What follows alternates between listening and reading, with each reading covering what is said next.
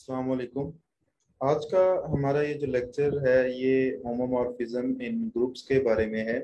इस लेक्चर के अंदर हम होमोमॉर्फिज्म के बारे में कुछ डेफिनेशंस और कुछ एग्जांपल्स देखेंगे और इसके साथ कुछ रिजल्ट्स को भी डिस्कस करेंगे जो कि होमोमॉर्फिज्म इन ग्रुप्स के बारे में होंगे।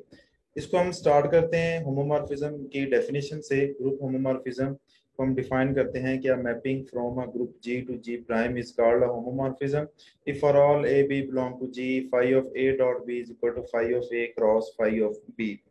सबसे पहले इस डेफिनेशन को थोड़ा एक्सप्लेन करते हैं कि एक होमोमॉर्फिज्म होती क्या है। तो होमोमॉर्फिज्म याद रखिएगा कि एक मैपिंग होती है। उस एक ऐसी मैपिंग होती है जिसके अंदर ये वाली प्रॉपर्टी होती है कि phi of a dot b is equal to phi of a cross phi of b. अब ये मैपिंग होती किस तरह से है। सबसे पहले ये जो हमारे पास कोड डोमेन के अंदर एक सेट पड़ा हुआ है, ग्रुप पड़ा हुआ है जी, जो कि एक ग्रुप है अंडर द बाइनरी ऑपरेशन जिसको मैंने डॉट से रिप्रेजेंट किया। डॉट बाइनरी ऑपरेशन कुछ भी हो सकता है, एडिशन, मल्टीप्लिकेशन, कुछ भी तरीके से इसको डिफाइन किया जा सकता है। और एक ग्रुप है तो हमें पता है कि ये ग्रुप जो है ना इस बाइनरी ऑपरेशन के रिस्पेक्ट से ये क्लोज होगा। अगर हम कोई भी दो एलिमेंट लेंगे उसके दरमियान ये वाला बाइनरी ऑपरेशन ऑपरेट करें तो हमें आंसर उसी सेट उसी ही ग्रुप का ही कोई ना कोई हमारे पास जो एलिमेंट होगा वो आंसर आएगा। अगर हम इस ग्रुप की बात करें जी प्राइम की, तो जी प्राइम एक ग्रुप है अंडर, इसको मैंने क्रॉस से रिप्रेजेंट किया। क्रॉस यहाँ पे एक बाइनरी ऑपरेशन को रिप्रेजेंट कर रहा है। ये बाइनरी ऑपरेशन कुछ भी हो सकता है। ये डॉट और क्रॉस जो है तो बाइनरी ऑपरेशन ये सेम भी हो सकते हैं, ये डिफरेंट भी हो सकते हैं, कुछ भी बाइनरी ऑपरेशन हो सकते हैं। ये जनरल रिप्रेजेंटेशन है यहाँ पे बाइनरी ऑपरेशन की। अब ये मैपिंग की खास बात इस मैपिंग में क्या है, वो ये है कि अगर इस ग्रुप का एक एलिमेंट हम ए ले लें और वो जी प्राइम के में उसका इमेज हमें फाई ऑफ ए की सूरत में मिले। फाई ऑफ ए जो है वो इस ए का इमेज है, वो कोई भी एलिमेंट हो सकता है जिसके ऊपर ए जो है वो मैप हो रहा होगा, उसको जनरल हम फाई ऑफ ए से रिप्रेजेंट करते हैं। इसी तरह आप बी का कोई एलिमेंट ले लें इस जी में से, तो उसका इमेज हमें फाई ऑफ बी की सूरत में मिलेगा। अब इस मैपिंग में खास बात ये होगी कि अगर आप इन ए और बी के ऊपर बाइनरी ऑपरेशन लगाएं जो कि ग्रुप के अंदर डिफाइन है, यानी ए डॉट बी, तो ये मैप होगा जो phi of a cross phi of b की सूरत में जो एलिमेंट पड़ा होगा ये उसके ऊपर मैप हो जाएगा। अगर आप गौर करें तो ए डॉट बी जो है इसके ऊपर जो हमने बाइनरी ऑपरेशन लगाया है वो हमारे पास इस ग्रुप के अंदर डिफाइन है। Phi of a cross phi of b के ऊपर जो हमने बाइनरी ऑपरेशन क्रॉस लगाया है वो इस ग्रुप के अंदर जो है वो डिफाइन है। तो इस मैपिंग में खास बात ये होती है कि सारी मैपिंग में ये बात नहीं होती, लेकिन जिन मैपिंग के अंदर ये बात हो कि उनमें एलिमेंट्स जो हैं वो इनमें ये वाला रिलेशन पाया जाता हो कि अगर ए फाई ऑफ ए पे मैप हो रहा है, बी फाई ऑफ बी पे मैप हो रहा है, तो ए डॉट बी जो है वो इनकी जो ग्रुप के अंदर जो भी बाइनरी ऑपरेशन डिफाइन है उनकी प्रोडक्ट के ऊपर जो है वो मैप हो जाएगा। तो होमोमॉर्फिज्म के अंदर ये चीज जो है ना ये प्रॉपर्टी आ जाती है। तो जिस मैपिंग में भी ये प्रॉपर्टी आ जाए उस मैपिंग को हम होमोमॉर्फिज्म कहते हैं। इसकी कुछ प्रॉपर्टीज होती हैं कि ये प्रिजर्व बाइनरी ऑपरेशन को प्रिजर्व रखता है जो कि हमने देख लिया है। इसके अलावा ये आइडेंटिटी एलिमेंट को प्रिजर्व रखता है। आइडेंटिटी एलिमेंट जो होता है वो हमें पता है कि कोई कोई भी मैपिंग होती है उसमें लाजमी नहीं है कि एक आइडेंटिटी एलिमेंट जो है वो आइडेंटिटी एलिमेंट के ऊपर मैप हो। लेकिन अगर हमारी जो मैपिंग है वो होमोमॉर्फिज्म हो, ग्रुप होमोमॉर्फिज्म हो, तो उसमें ये अंडरस्टूड है कि जो आइडेंटिटी एलिमेंट होगा वो दूसरे की ग्रुप की आइडेंटिटी एलिमेंट के ऊपर मैप हो जाएगा। इसी तरह ये एलिमेंट्स का जो इन्वर्सेस होते हैं उसको भी ये प्रिजर्व रखते हैं। जैसे अगर एक एलिमेंट है ए, उसका इमेज हमें फाई ऑफ ए मिल रहा है, अब उस एलिमेंट का जो इनवर्स जो उसी ग्रुप के अंदर पड़ा होगा ए इनवर्स, उसका इमेज हमें फाई ऑफ ए इनवर्स की सूरत में मिलेगा। तो ये एलिमेंट्स के जो इनवर्सेस होते हैं उसको भी ये होमोमॉर्फिज्म जो होती है ये प्रिजर्व रखती है। इसके अलावा ये एलिमेंट्स के जो पावर होते हैं ये उसको भी प्रिजर्व रखती है। इसके अलावा ये जो प्रॉपर्टीज लिखी हुई ये होमोमॉर्फिज्म की सूरत में ये प्रॉपर्टीज लाजमी पाई जाएंगी। अदरवाइज अगर सिर्फ मैपिंग है और ये होमोमॉर्फिज्म नहीं है तो इसका मतलब ये वाली जो प्रॉपर्टीज है ना ये उसके अंदर मौजूद नहीं होंगी। उसके बाद हमारे पास है phi of G. Phi of G sub group है जी प्राइम का। फाई ऑफ जी जो है ये उस जी का होमोमॉर्फिक इमेज है। मीन्स के जब हम इनके इमेज फाइंड करते हैं जी के जी प्राइम के अंदर, तो लाजमी नहीं है कि जी प्राइम के सारे एलिमेंट ही मैप हो जाएं। हो सकता है कि उसमें कुछ एलिमेंट ऐसे हों जो मैप ना हो। तो जितने एलिमेंट मैप होंगे इस जी प्राइम के उनको हम फाई ऑफ जी से रिप्रेजेंट करेंगे। तो फाई ऑफ जी बेसिकली जो है ना इस जो डोमेन के एलिमेंट्स हैं उनका ये होमोमॉर्फिक इमेज होता है। और ये जो है ना जी प्राइम का हमेशा सब ग्रुप होता है, ये ग्रुप के अंदर ये सब ग्रुप की नोटेशन होती है। इसके अलावा अगर आपके पास एक साइक्लिक ग्रुप है, उसका जो होमोमॉर्फिक इमेज आपके पास होगा वो साइक्लिक होगा। एक अबिलियन ग्रुप है, उसका होमोमॉर्फिक इमेज है वो अबिलियन होगा। एक आपके पास सॉल्वेबल ग्रुप है, एक आपके पास नॉन अबिलियन ग्रुप है। तो जो भी ग्रुप की नेचर होगी उसके होमोमॉर्फिक जो ग्रुप आपको मिलेगा उसकी नेचर भी सेम वही होगी। अब हम कुछ एग्जांपल्स डिस्कस करते हैं। मेरे पास दो ग्रुप्स हैं, एक set of positive real number है जो कि ग्रुप है अंडर मल्टीप्लिकेशन, दूसरा मेरे पास सेट ऑफ रियल नंबर है जो कि ग्रुप है अंडर एडिशन। ये दो ग्रुप है हमारे पास। तो हम एक मैपिंग डिफाइन करते हैं इस ग्रुप से इस ग्रुप के ऊपर, यानी कि डोमेन के अंदर हम set of positive real number रख लेते हैं और कोड डोमेन के अंदर हम सेट ऑफ रियल नंबर रख लेते हैं। इस मैपिंग को हम डिफाइन करते हैं by phi of x is equal to log of x. इसका मतलब ये है कि अगर हम इस सेट में से इस ग्रुप में से एक एलिमेंट एक्स लेंगे तो हमें जो उसकी आउटपुट मिलेगी आर के अंदर वो लॉग ऑफ एक्स की सूरत में मिलेगी। अब हमने चेक करना है कि क्या ये जो मैपिंग हमने डिफाइन की है क्या ये होमोमॉर्फिक है या नहीं। तो इस होमोमॉर्फिज्म है या नहीं। तो हम इस set of positive real number में से दो एलिमेंट मैं ले लेता हूँ एक्स वाई, इनके ऊपर ये वाला फाई अप्लाई करते हैं। तो फाई किस तरह से अप्लाई होगा कि फाई जिस एलिमेंट के ऊपर भी अप्लाई होगा हमें उसकी आउटपुट जो है वो लॉग ऑफ एक्स की सूरत में मिलेगी, यानी कि उस एलिमेंट का लॉग ले लेंगे। तो अगर हम एक्स वाई के ऊपर ये फाई अप्लाई कर रहे हैं। अब हमने एक्स वाई क्यों लिखा है, क्योंकि जो डोमेन के अंदर ग्रुप पड़ा हुआ है वो उसमें वो ग्रुप है अंडर मल्टीप्लीकेशन। तो हम यहाँ पे दो एलिमेंट को मल्टीप्लाई करेंगे और हम प्रूफ ये करेंगे कि जो ये जो फाई ऑफ एक्स वाई जो होगा ना वो मैप होगा इसके ऊपर। और ये अगर आप अंडर एडिशन है तो अगर आप देखें तो ये कोड मेन के अंदर जो है ना हमें अंडर एडिशन यानी जो आउटपुट हमें मिल रही है वो कोड मेन के ग्रुप की बाइनरी ऑपरेशन उनके की सूरत में हमें मिल रही है। तो फाइव ऑफ एक्स वाई जो होगा हमारे पास वो लॉग ऑफ एक्स वाई के इक्वल होगा। और लॉग के हम इस प्रॉपर्टी यूज करें तो हम इसको सेपरेट कर सकते हैं। तो log of x is equal to five of x, log of y is equal to five of y. तो अगर हम देखें तो हमारी जो इनपुट है उसमें जो ऑपरेशन है वो इस ग्रुप का है और जो आउटपुट है उसमें जो ऑपरेशन है वो अंडर एडिशन है। तो इसका मतलब है कि ये जो हमने होमोमॉर्फिज्म डिफाइन की थी set of positive real number से सेट ऑफ रियल नंबर के ऊपर, ये वाली ये मैपिंग जो है ये एक होमोमॉर्फिज्म है। तो इस तरह से पेपर में पूछ लिया जाता है कि एक मैपिंग डिफाइन होती है और पूछा जाता है कि ये मैपिंग कब होमोमॉर्फिज्म होगी।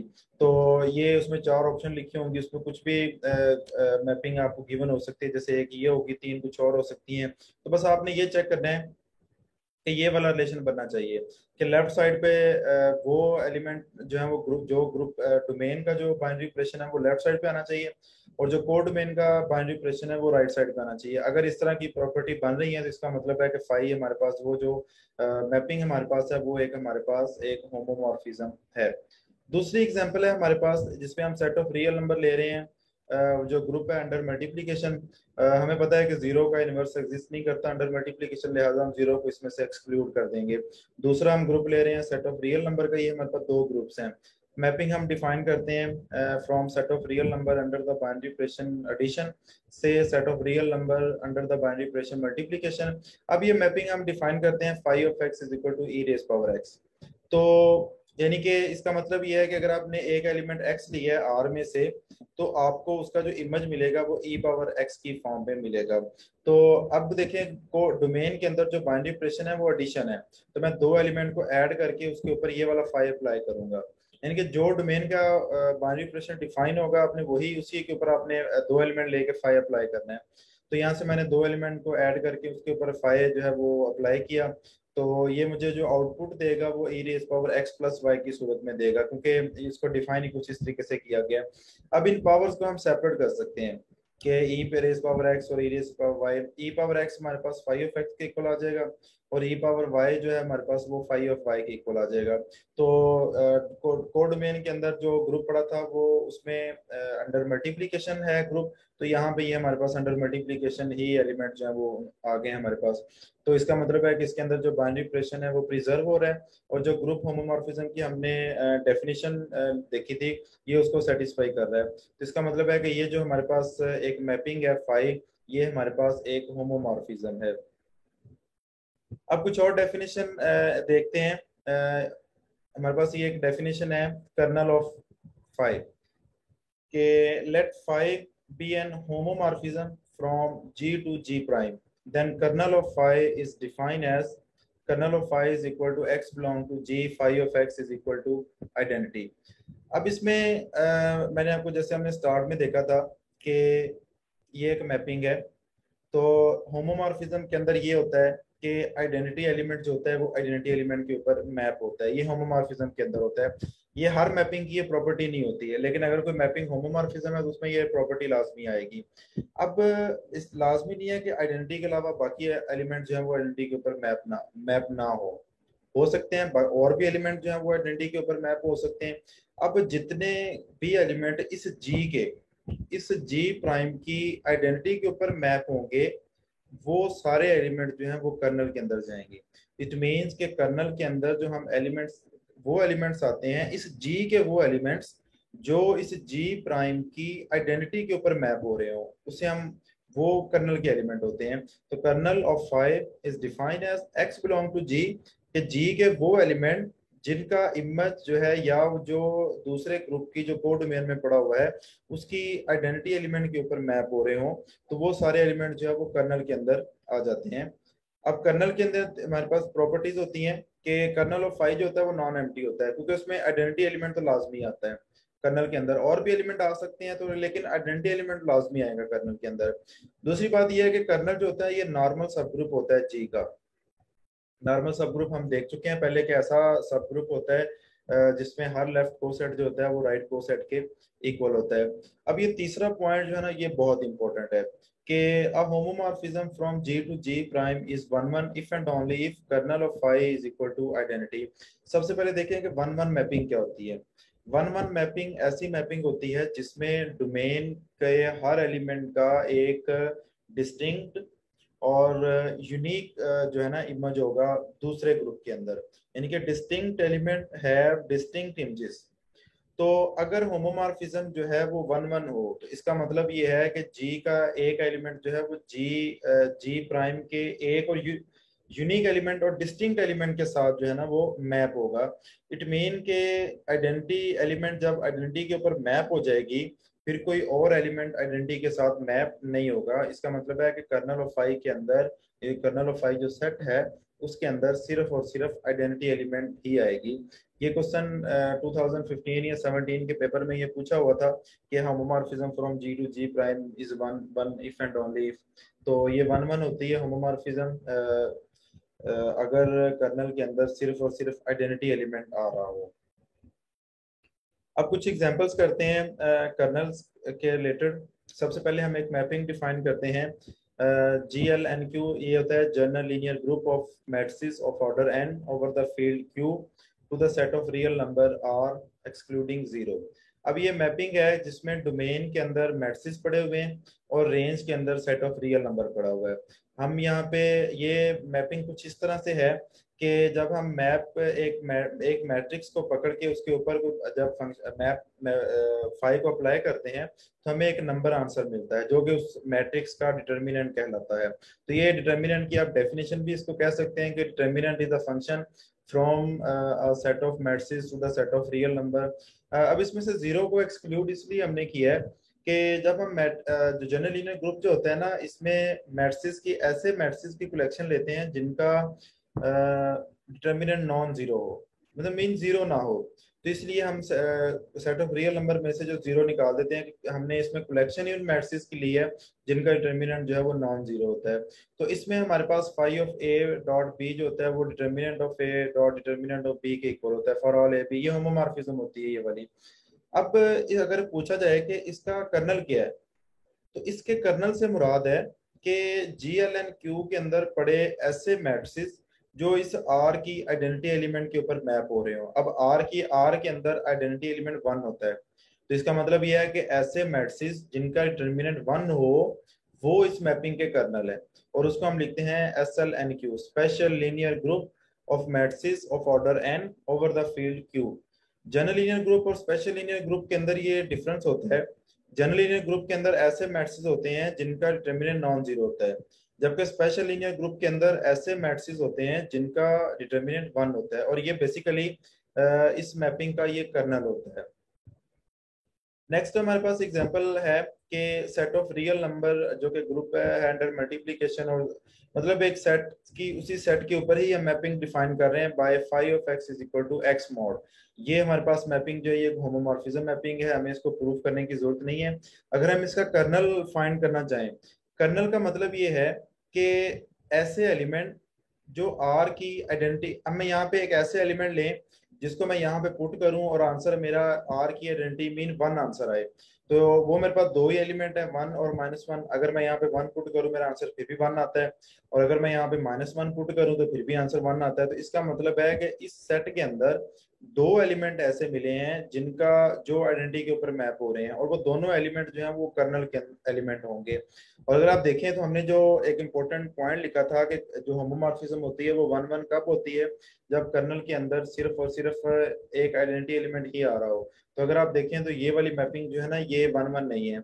इससे पहले वाली जो मैपिंग थी डिटर्मिनेंट्स वाली वो भी वन वन नहीं थी, क्योंकि कर्नल के अंदर एक से ज्यादा मैट्रिक्स जो है वो आ रहे थे।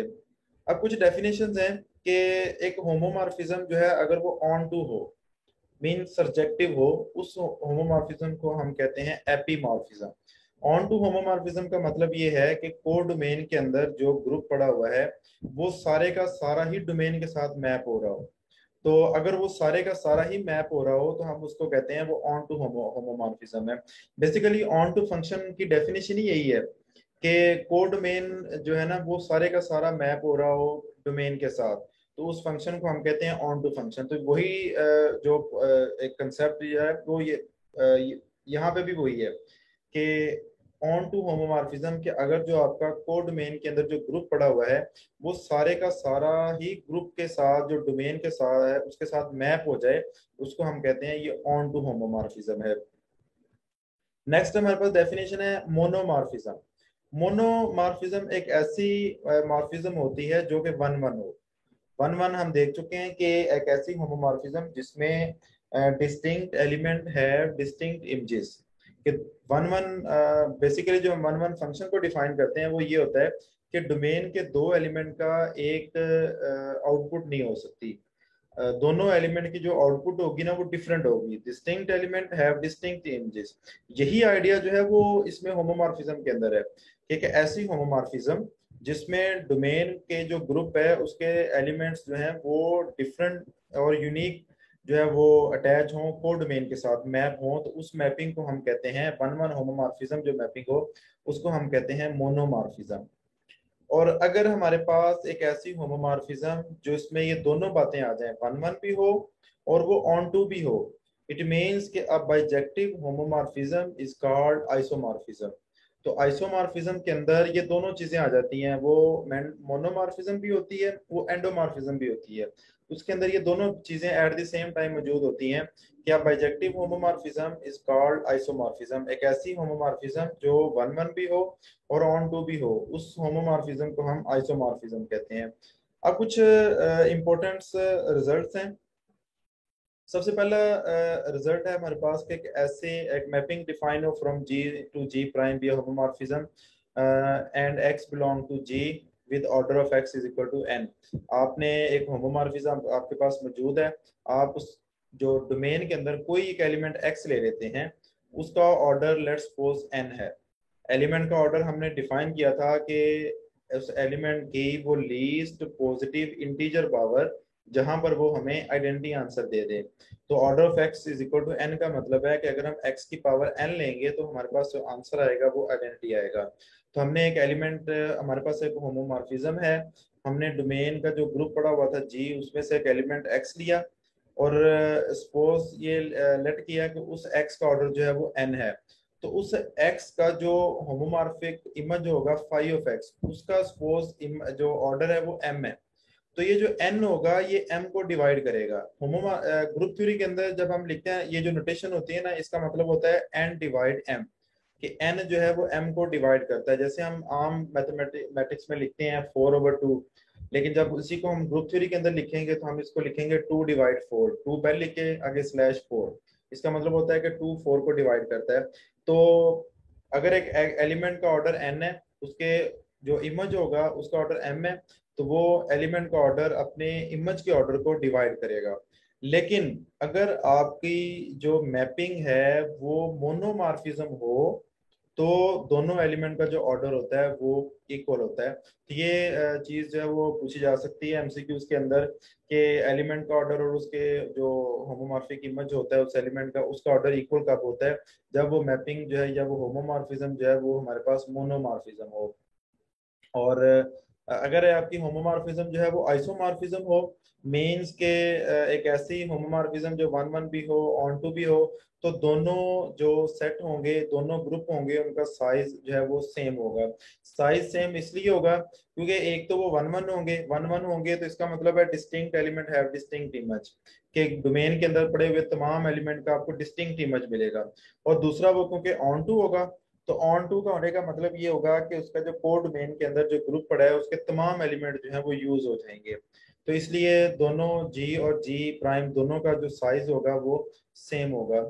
इन monomorphism G is not isomorphic to G prime. अगर मोनोमॉर्फिज्म होगा तो जी जो है वो जी प्राइम के साथ आइसोमॉर्फिक तो नहीं होगा, लेकिन अगर हम जी प्राइम का कोई सब ग्रुप ले लें तो जी उसके साथ जो है वो लाजमी आइसोमॉर्फिक होगा। जो हमारे पास इन्फिनिट साइक्लिक ग्रुप होते हैं वो आइसोमॉर्फिक होते हैं जी के साथ। जी हमें पता है कि सेट ऑफ इंटीजर्स होता है, ये इन्फिनिट ग्रुप होता है और ये साइक्लिक ग्रुप होता है। तो जितने भी आपके पास इन्फिनिट साइक्लिक ग्रुप होते हैं वो सारे के सारे जी के साथ आइसोमॉर्फिक होते हैं। और अगर आपका कोई फाइनाइट साइक्लिक ग्रुप है ऑर्डर एन का तो वो जी एन के साथ आइसोमॉर्फिक होगा। मीन्स कि अगर आपका साइक्लिक ग्रुप है ऑर्डर थ्री का तो वो जी थ्री के साथ आइसोमॉर्फिक होगा। अगर आपका साइक्लिक ग्रुप है ऑर्डर सेवन का तो वो जी सेवन के साथ आइसोमॉर्फिक होगा। यानी जितना उस साइक्लिक ग्रुप का ऑर्डर होगा वो उतने जी जी टाइम एन की वैल्यू आप पुट उसके साथ वो जो है वो आइसोमॉर्फिक होगा। उसके बाद है कि any two cyclic group of same order are isomorphic to each other. अगर आपके पास दो साइक्लिक ग्रुप हों सेम ऑर्डर के तो वो आपस में आइसोमॉर्फिक होंगे। अगर उनका ऑर्डर सेम नहीं है तो वो आपस में कभी भी आइसोमॉर्फिक नहीं होंगे। उसके बाद हमारे पास एक डेफिनेशन है एंडोमॉर्फिज्म। एंडोमॉर्फिज्म हमारे पास ये होता है कि ऐसी होमोमॉर्फिज्म जो हम जी ग्रुप से उसी जी ग्रुप के ऊपर ही डिफाइन कर दें। अगर आपको जो हमने डेफिनेशन स्टार्ट में होमोमॉर्फिज्म की लिखी थी उसमें मैंने दो डिफरेंट ग्रुप लिए थे जी और जी प्राइम। लेकिन अगर मैं जी से जी के ऊपर ही होमोमॉर्फिज्म अप्लाई कर दूं तो ये होमोमॉर्फिज्म जो है हमारे पास एंडोमॉर्फिज्म कहलाती है। और अगर एक ऐसी एंडोमॉर्फिज्म जो कि बाइजेक्टिव हो, उसको हम कहेंगे वो आइसोमॉर्फिज्म होगी। यानी कि an isomorphism from G to G is called automorphism. कि अगर आप एक ग्रुप से उसी ग्रुप के ऊपर ही होमोमॉर्फिज्म डिफाइन कर देते हैं तो उस होमोमॉर्फिज्म को हम कहेंगे वो एंडोमॉर्फिज्म है। और अगर वो एंडोमॉर्फिज्म जो है वो ऑन टू भी हो वन वन भी हो मीन्स के बाइजेक्टिव होमोमॉर्फिज्म हो तो उसको हम आइसोमॉर्फिज्म भी कहते हैं। तो उस होमोमॉर्फिज्म को हम कहेंगे ऑटोमॉर्फिज्म। उसके बाद कुछ रिजल्ट्स हैं कि phi of x is equal to x inverse is automorphism if G is abelian group. कि अगर जी जो है वो एक अबिलियन ग्रुप होगा तो ये वाली मैपिंग जो है वो ऑटोमॉर्फिज्म होगी। अब ये कैसे क्यों ऑटोमॉर्फिज्म होगी, हम दो एलिमेंट ले लेते हैं phi of x y is equal to x y inverse. अगर हम इस मैपिंग के मुताबिक इसको ओपन करें तो हम इस तरीके से इसको ओपन करेंगे। अब ये एक्स वाई इनवर्स हमें पता है कि इसको ओपन करने का तरीका होता है लास्ट से स्टार्ट करते हैं कि लास्ट वाला एलिमेंट है पहले उसका इनवर्स फिर जो उससे एलिमेंट साथ आएगा फिर उसका इनवर्स। तो वाई इनवर्स एक्स इनवर्स। हमें पता है कि ग्रुप जो है वो अबिलियन है, ये हमने स्टेटमेंट में पहले ही मेंशन कर दिया था। तो अगर ग्रुप अबिलियन है तो हम इन दोनों को आपस में कम्यूट कर सकते हैं x inverse y inverse.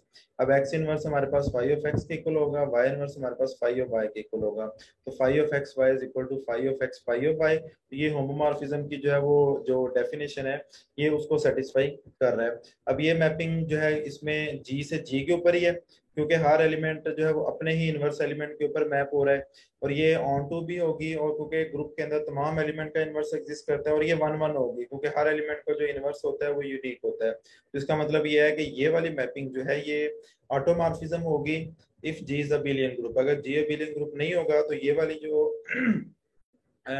Homomorphism ये वाली जो मैपिंग होगी ये हमारे पास ऑटोमॉर्फिज्म नहीं होगी।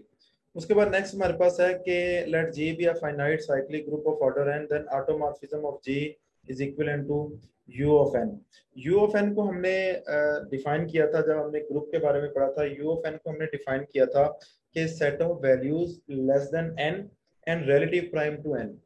कि यू ऑफ एन का मतलब है कि वो तमाम वैल्यूज का सेट जो कि एन से लेस हो और एन के साथ रिलेटिव प्राइम हो, वो वाली वैल्यूज का जो सेट होता है उसको हम यू ऑफ एन से जो है वो रिप्रेजेंट करते हैं।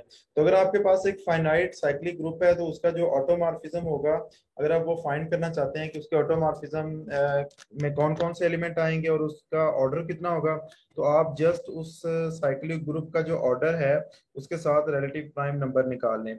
लेट्स सपोज हमारे पास जो साइक्लिक ग्रुप है वो ऑर्डर 10 का है।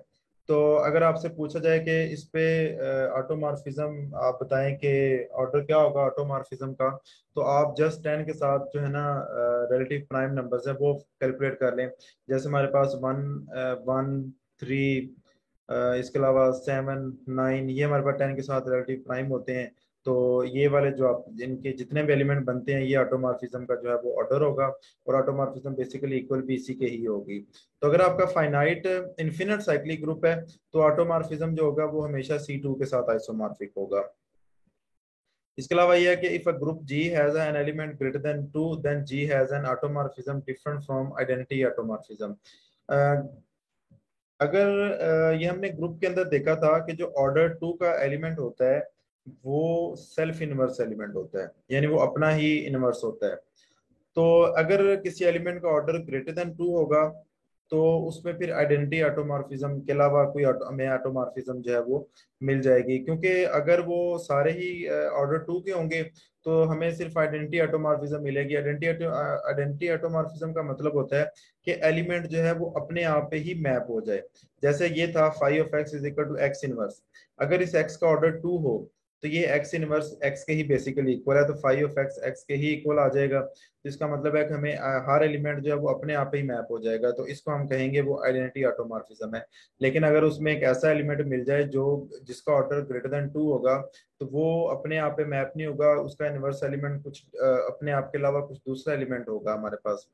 तो नेक्स्ट हमारे पास एक डेफिनेशन है इनर ऑटोमॉर्फिज्म की कि a fixed element a belong to G. Group का एक एलिमेंट ले लें, फिक्स एलिमेंट है उसके, अगर आप उस एलिमेंट को उसके कॉन्जुगेट एलिमेंट के साथ मैप कर देते हैं तो इस जो ये हमारे पास एक मैपिंग होगी या होमोमॉर्फिज्म होगी, इसको हम कहेंगे ये इनर ऑटोमॉर्फिज्म है। तो एक एलिमेंट अगर अपने ही कॉन्जुगेट एलिमेंट के ऊपर मैप हो जाए तो वो हमारे पास इनर ऑटोमॉर्फिज्म होती है। इसके अलावा जितनी भी ऑटोमॉर्फिज्म्स हो, इसके अलावा जो अपने कॉन्जुगेट एलिमेंट के अलावा अटैच हो रही हो, वो सारी की सारी जो है वो आउटर ऑटोमॉर्फिज्म्स होती हैं। अब कुछ दो रिजल्ट है यहाँ पे कि set of all inner automorphism is normal subgroup of all automorphism. कि जो इनर ऑटोमॉर्फिज्म होती है वो ऑटोमॉर्फिज्म की नॉर्मल सबग्रुप होती है। अब नेक्स्ट रिजल्ट जो है ना ये बड़ा इंपॉर्टेंट है कि if G is abelian group then every inner automorphism is trivial. इसको हम लास्ट स्लाइड जो हमने देखी थी कि अगर जी अबिलियन ग्रुप हो, तो अगर जी अबिलियन ग्रुप होगा तो जी को जब मैं मैप करना चाहूंगा तो मैं जी का कॉन्जुगेट एलिमेंट निकालूंगा। अब क्योंकि ग्रुप जो है वो अबिलियन है तो मैं यहाँ पे जी ए को कम्यूट करके ए जी लिख सकता हूँ। तो ए इनवर्स ए जो है वो आइडेंटिटी हो जाएगा, हमारे पास जी बचेगा। तो आप जब किसी भी एलिमेंट को अबिलियन ग्रुप की सूरत में किसी भी एलिमेंट को जब आप उसके कंजुगेट एलिमेंट पे मैप करेंगे तो आपका हर दफा आंसर वही एलिमेंट ही आ जाएगा। तो ये हमारे पास आइडेंटिटी जो है वो ऑटोमॉर्फिज्म आइडेंटिटी एलिमेंट ट्रिवियल होगा। ये इनर ऑटोमॉर्फिज्म जो होगी ना ये हमारे पास ट्रिवियल होगी ये वाली। उसके बाद लास्ट है हमारे पास कैनोनिकल मैपिंग, या इसको हम नेचुरल मैपिंग भी कहते हैं। यूजली ये इंटरव्यूज के अंदर ये क्वेश्चन पूछा जाता है कि नेचुरल होमोमॉर्फिज्म क्या होती है। तो इसका आंसर होता है कि let G be a group and H be a normal sub group of G, define a map G to G by H. अच्छा, सबसे पहले यहाँ पे एक बात मैं बताता जाऊँ कि जब भी हम कोशेंट ग्रुप या फैक्टर ग्रुप बनाते हैं तो ग्रुप के साथ जो सब ग्रुप लेते हैं ना उसका नॉर्मल सब ग्रुप होना जरूरी है। क्योंकि फैक्टर ग्रुप की जो डेफिनेशन होती है ना वो ये होती है कलेक्शन ऑफ कोसेट्स। अब वो लेफ्ट कोसेट लेना है या राइट कोसेट लेना है। तो अगर हम नॉर्मल सब ग्रुप ले लें तो नॉर्मल सब ग्रुप जो होता है उसमें तो लेफ्ट कोसेट और राइट कोसेट इक्वल होते हैं आपस के अंदर। जिसका मतलब अगर हम नॉर्मल सब ग्रुप ले रहे हैं तो उसके अंदर कोई कंफ्यूजन नहीं होगी कि हमने लेफ्ट कोसेट्स की कलेक्शन लेनी है या राइट कोसेट की कलेक्शन लेनी है, क्योंकि नॉर्मल सब ग्रुप की सूरत में लेफ्ट कोसेट जो होता है वो राइट कोसेट के इक्वल होता है। तो जब हम एक मैपिंग डिफाइन करें G set G by H के ऊपर, define as f of x is equal to h x. अब ये मैपिंग किस तरह से है कि आपने एक ग्रुप का एलिमेंट लेना है एक्स, उसको आपने एज के साथ जो है वो मल्टीप्लाई कर देना है, तो ये जी बाई एज का कोई एलिमेंट आपके पास आ जाएगा।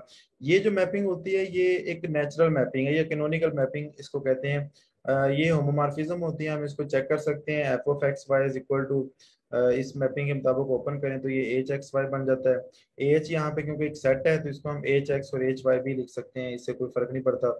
एच एक्स हमारे पास एफ ऑफ एक्स के इक्वल हो जाएगा और एच ऑफ वाई जो है हमारे पास एफ ऑफ वाई के इक्वल हो जाएगा। तो ये अब क्योंकि होमोमॉर्फिज्म की जो डेफिनेशन है ये उसको सेटिस्फाई कर रहा है, इसका मतलब है कि ये जो मैपिंग है ये हमारे पास एक होमोमॉर्फिज्म है। इस मैपिंग को हम कहते हैं ये नेचुरल या कैनोनिकल मैपिंग है। तो ये हमारा आज का लेक्चर था।